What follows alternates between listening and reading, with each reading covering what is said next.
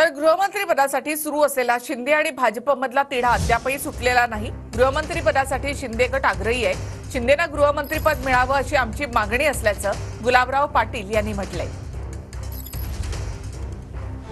गृह खात्यानंतर आता गृहनिर्माण खात्यावरून महायुतीत रस्सीखेच सुरू झाली आहे। महायुतीत राष्ट्रवादीकडून गृहनिर्माण खात्याची मागणी होत असल्याची सूत्रांची माहिती आहे। महायुतीत सामील होतानाच गृहनिर्माण खात्याची मागणी केल्याची माहिती सूत्र देत आहेत।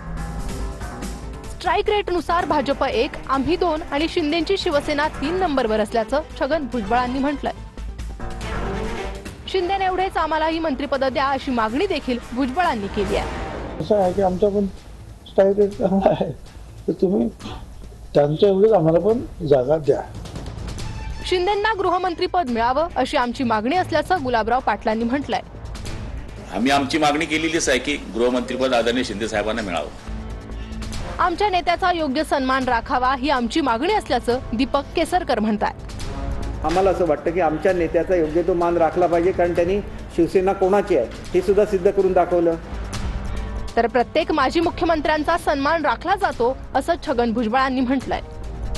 अहो, प्रत्येक माजी मुख्यमंत्र्यांचा सन्मान राखला जातोच।